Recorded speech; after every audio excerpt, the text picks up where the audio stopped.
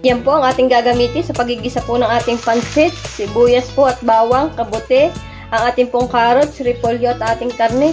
At syempre, ito po ang ating pansit na ating gagamitin.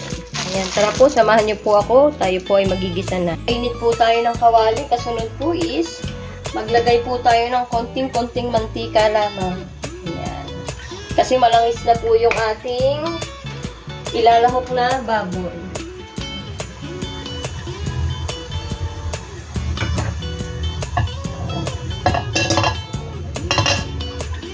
Kapag po mainit na, pwede na po natin ilagay ang ating karneng baboy. Isasangkot siya po muna natin.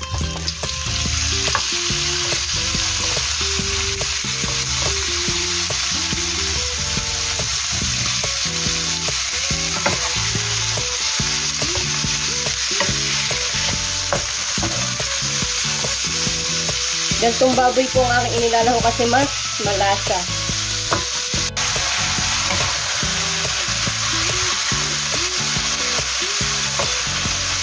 Yan po, okay na po yung ganito. Magluluto na po siya.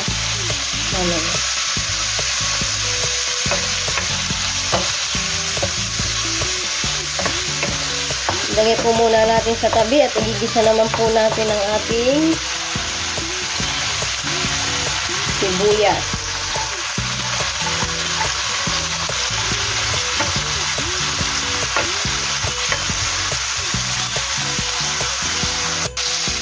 Ayan, kapag po nagisa na natin ang ating sibuyas, lagay na po natin ang ating bawang.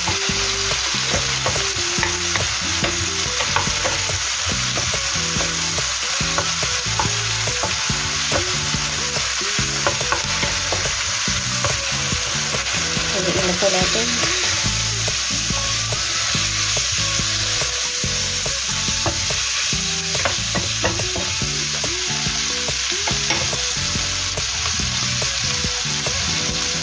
Ilagay na po natin ang ating carrots.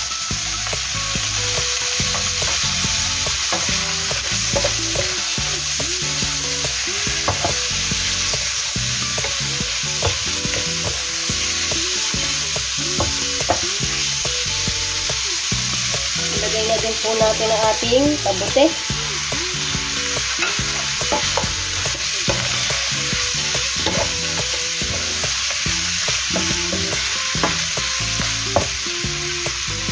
Tapos, ilagay po natin ang ating repolyo.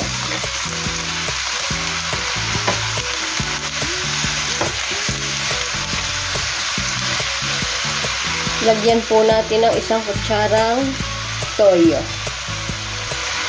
Dadagdagan na lang po natin mamaya kapag kulang ang ating pampalasa. Lagyan po natin ng magic sarap.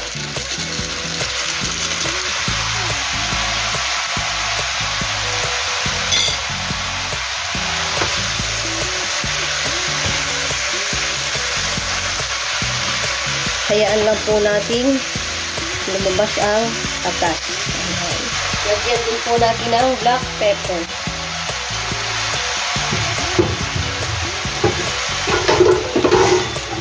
Takpan po muna natin para po maganta ang ating gulay. Balikan po natin mamaya. Okay na po.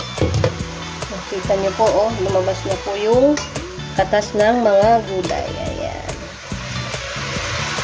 Ngayon naman po is maghihiwalay lang po tayo ng gulay.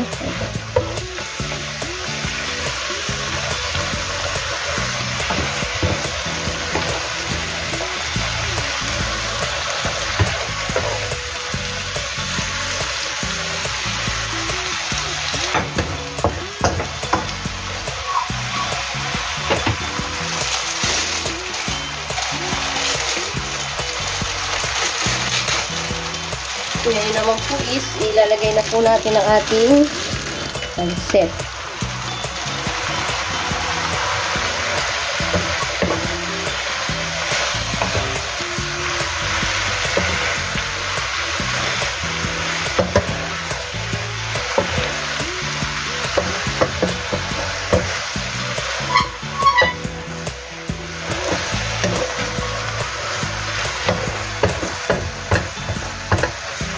Ganyan din po ba kayong mag-isa?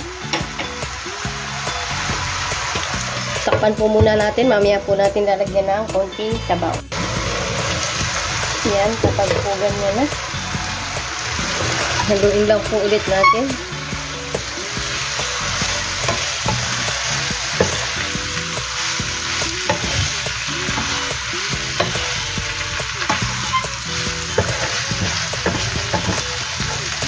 Ganyan po is, lagyan po natin ng isang tasang tubig.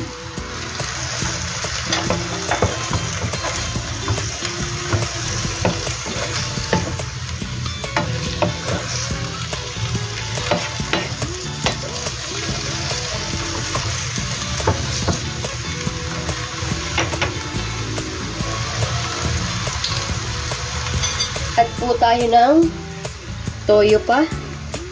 Kasi para po putla. Ayan. Dalawa pa po ang aking naidagdag.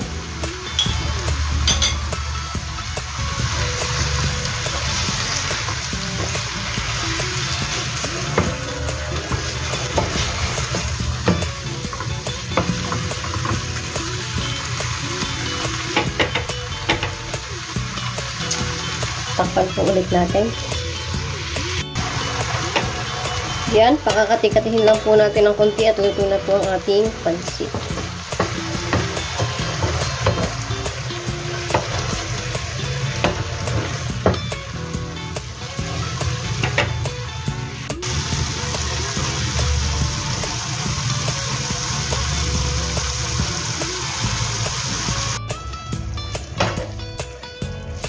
Yan, kapag po ganito na ang ating pansit is okay na po at luto na po siya.